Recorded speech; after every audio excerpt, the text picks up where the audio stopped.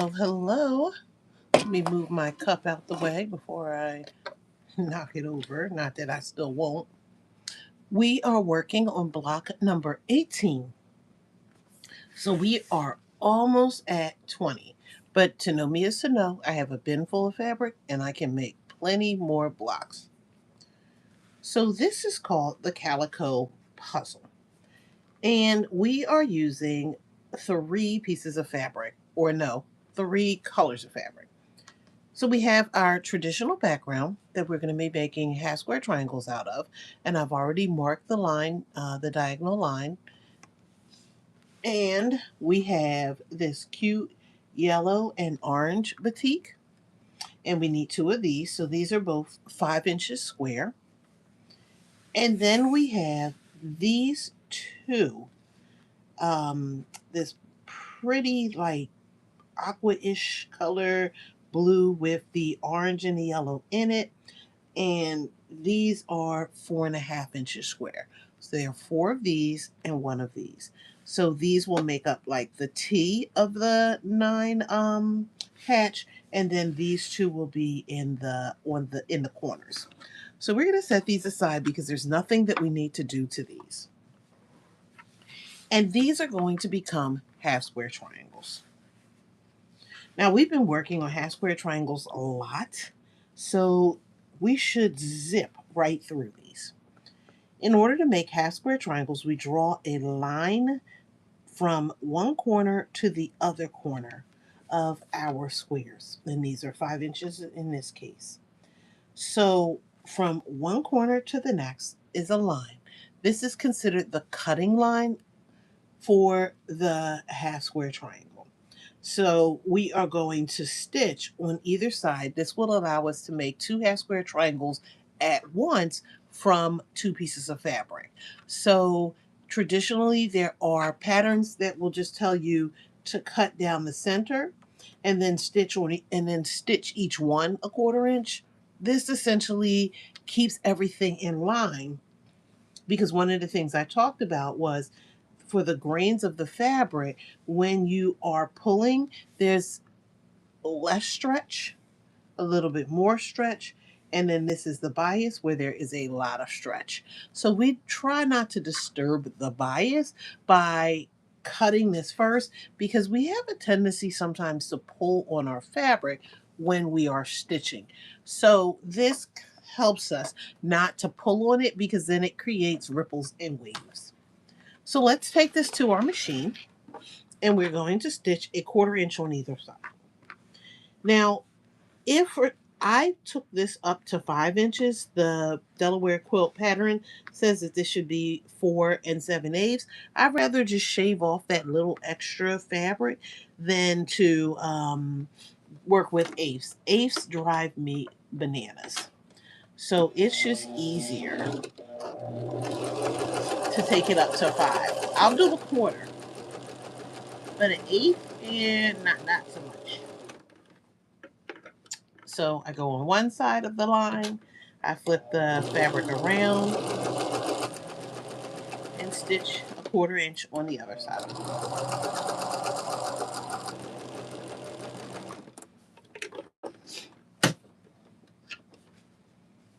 And you can see the faint line. I didn't need a long, a heavy line to draw in there, and I have a eighth 1/4 inch seam on either side. So then let's do the second one. This is an easy block. So provided that I don't have any mistakes, this should not take any time at all to do.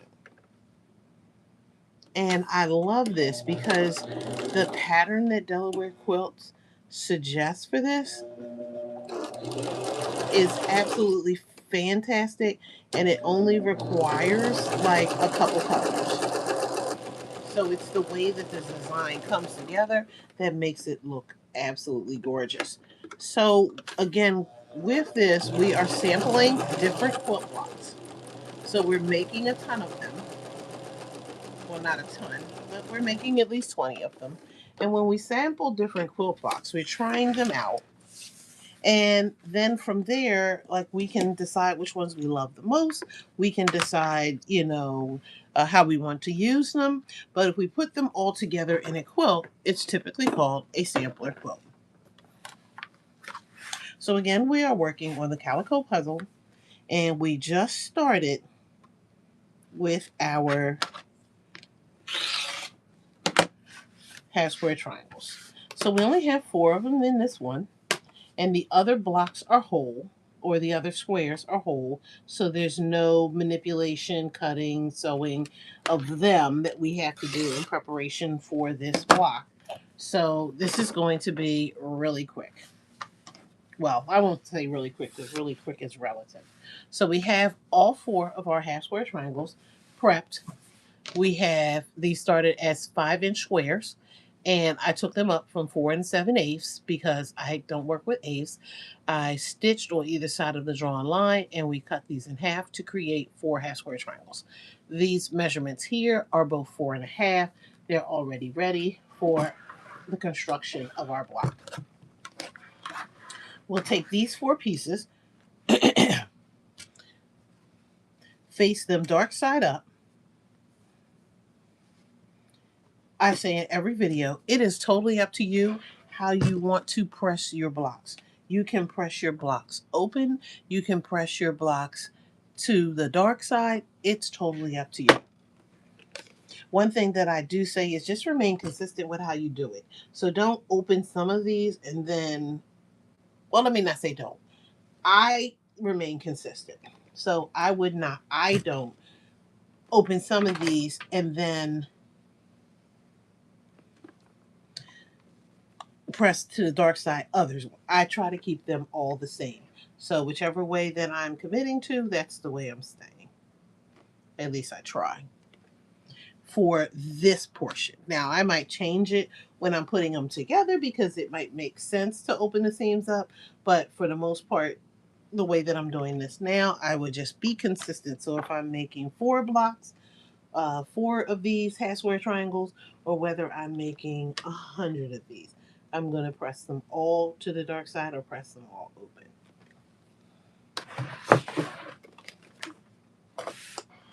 Once the blocks have been pressed, we are going to use our ruler, our square ruler. These have to be 4 1/2 inches. We're going to line everything up. I want the corner to be with the tip of the diagonal. I want that diagonal to run through all these squares in those corners diagonal. And then I'm just going to trim off any excess.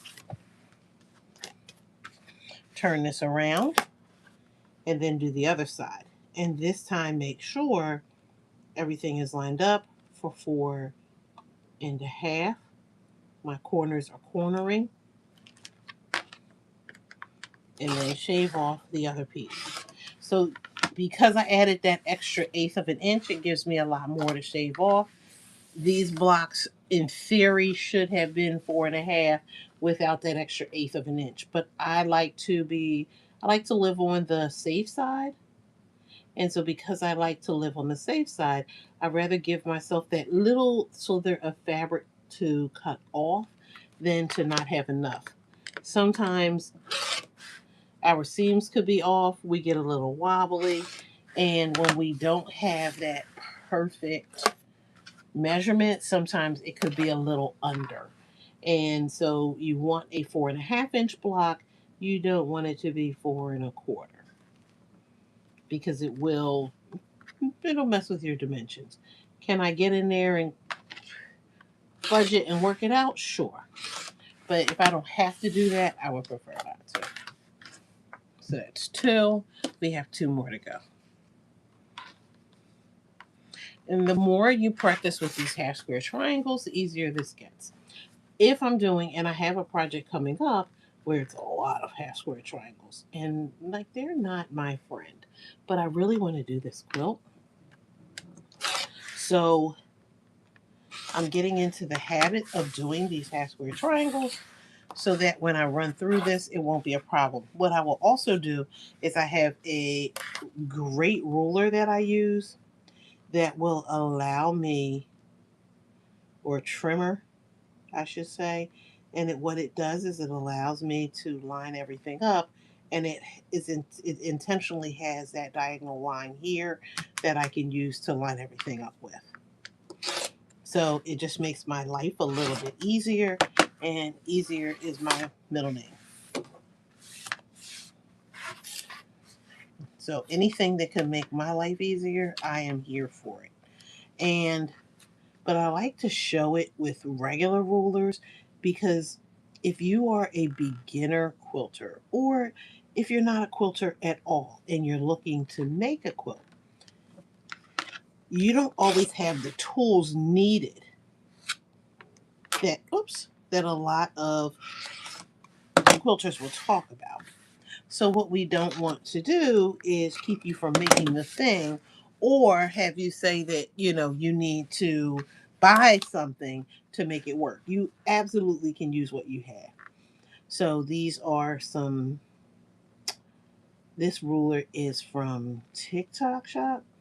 And now I see, because I didn't read the directions and I didn't look at the pictures, now I see why the set was so cheap compared to buying them from a quilt shop or individually, because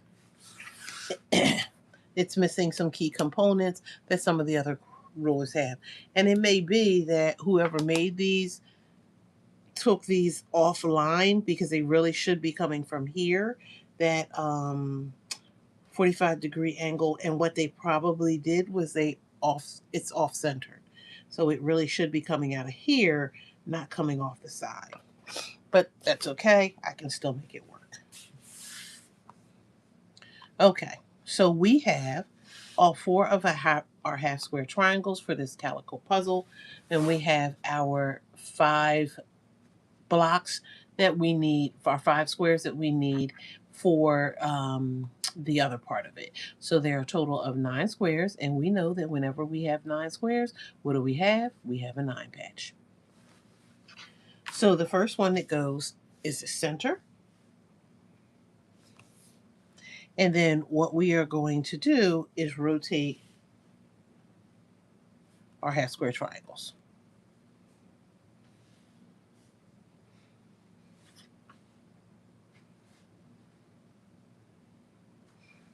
And then in between each one of those is going to go a blue.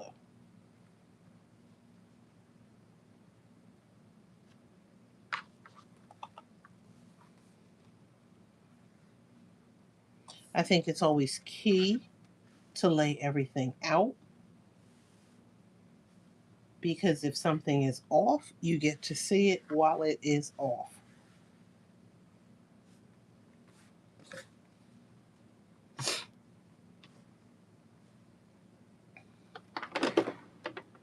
Okay, that doesn't look right. Okay.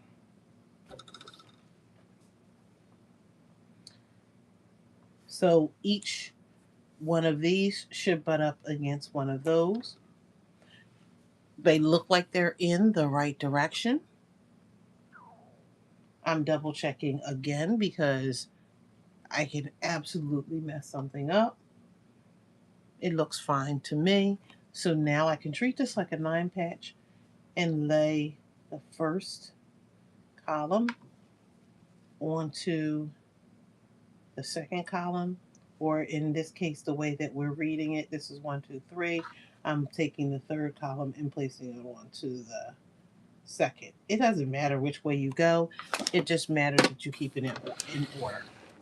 We're going to take our machine and we are going to stitch these together.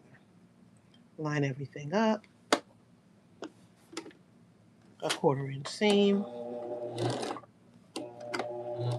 If you feel the need to backstitch, you absolutely can. One's done. Number 2.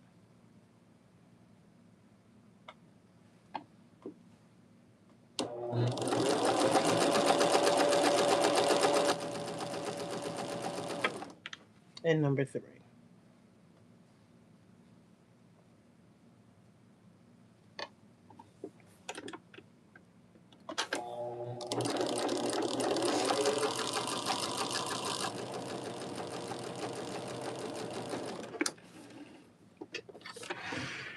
Okay. Again, for me, I prefer to open up everything once it's stitched. And again, I didn't clip the chain, the threads in between it. You see they all move together like a unit. You could clip them, but I just want to make sure that everything lines up again the way it's supposed to. Now I'm going to flip the first onto the second. And because they're already chained together, I'm just going to clip. And it doesn't have to be perfect. I'm just clipping them so they stay in the right order.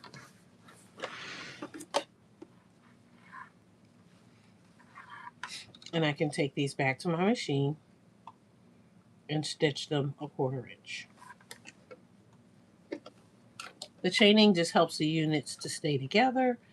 It's not something you have to do, but if you're going to sew this in batches, this is a great way to keep everything together. So then that way, if you stop and start up, you don't have to worry about pulling things out of order.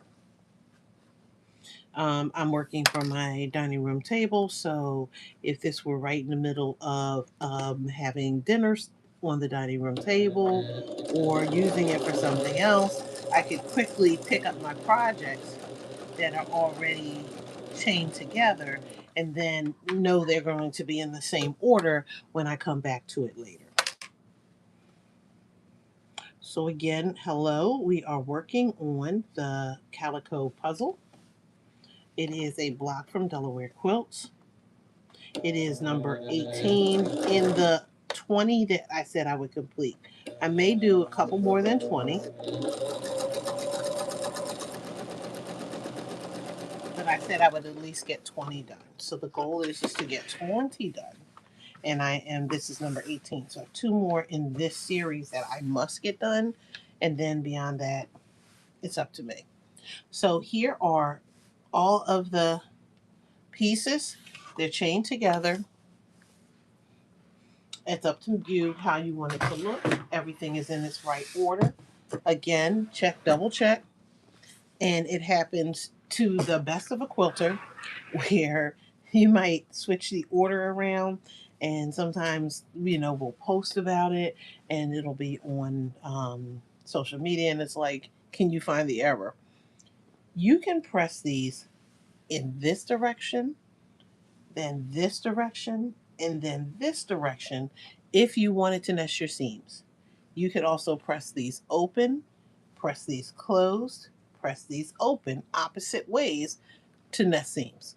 Or you can open up all of your seams and then match the seams. It's up to you how you want to press these. Traditionally, I will press them inward and then outward. So unless I am working with a pattern that suggested a different way, this is my tried and true way of doing it, but there's no wrong way. I will say that in some cases, some people will say that it is better to open your seams up because the weight of the fabric is even on both sides of the seam.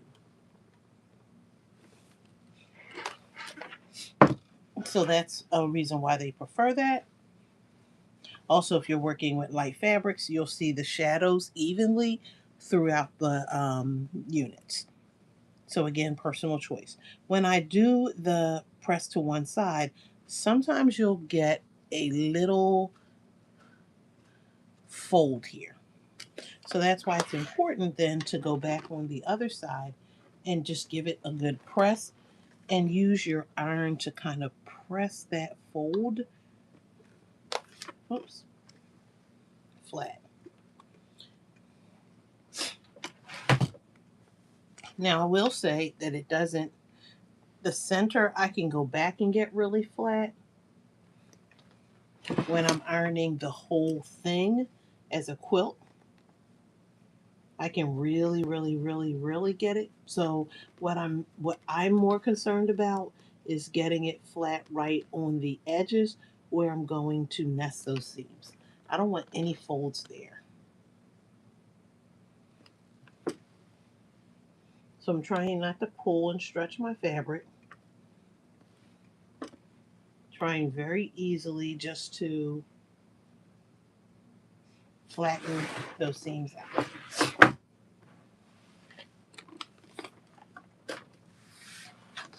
Okay. Now I'm going to fold the rows on top of each other because my seams are going in opposite directions. I can line those up and then nudge it a little bit because the weight of the excess of that seam is on the outside, and they will cause them to do what we call nest by just nudging them up. This helps us to get great corners. And let's use two more. So you could do these two rows at a time, or you could just go ahead and do all of them. It's up to you. Sometimes I switch it up just so that it doesn't become monotonous for me.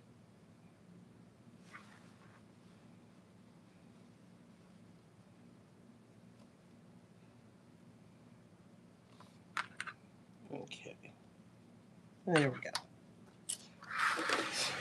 Take our machine again. Everything's lined up. Should be lined up. And then here we go with our 1/4 inch.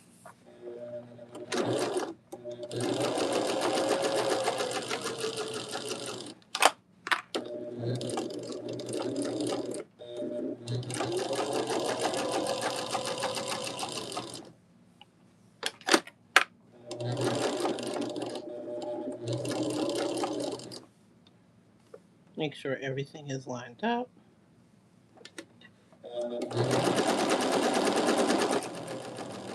And again, if you feel like backing it up, you can.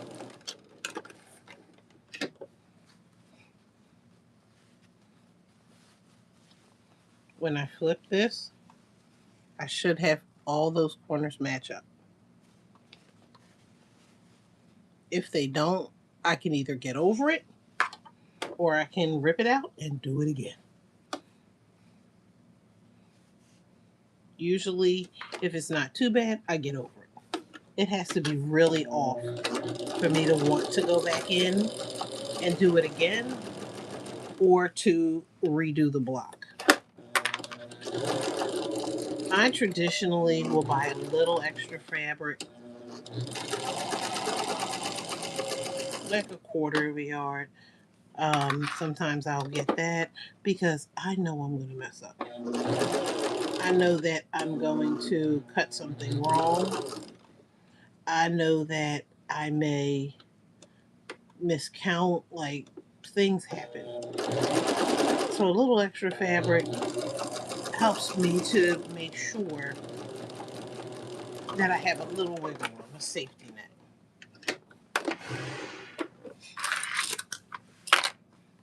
Okay, and again, check those corners. Chef's kiss for those two.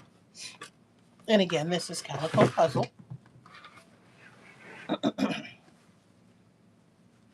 You make some choices whether you want to press those seams to one side or if you want to press them open. Again, this is totally up to you.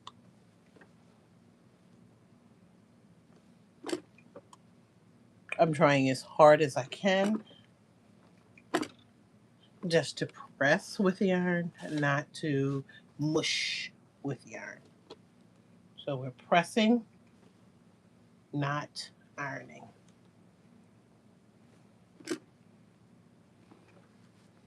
Flip this over. I have a little bit of a fold right there. Let's get this one out first.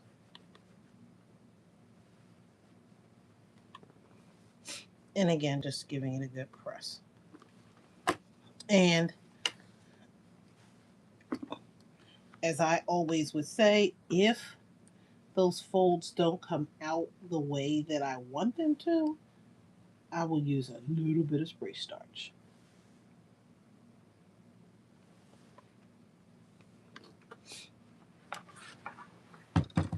So they're still kind of folding on each other. I dilute the spray starch just a little bit. I have a mist that I use because you don't need a lot. And that will just kind of help to push those corners, those little folds out.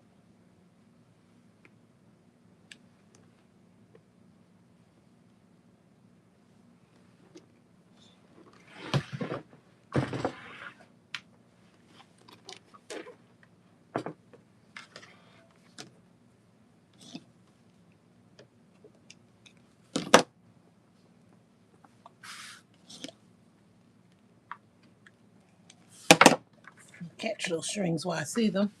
And here we have the Calico puzzle. And it doesn't matter which direction it's in, it's very directional. So this is block number 18. Block number 18 is finished.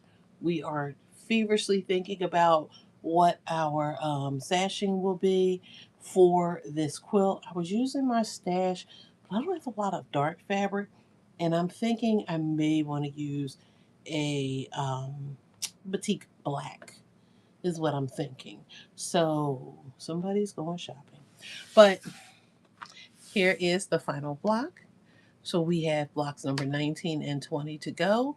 So that will be Tuesday and Wednesday, I believe, that I will be working on those blocks. So stay tuned because we're making more blocks out of the scrap fabric and the stash that I have of my batiks. So stay tuned. Thank you.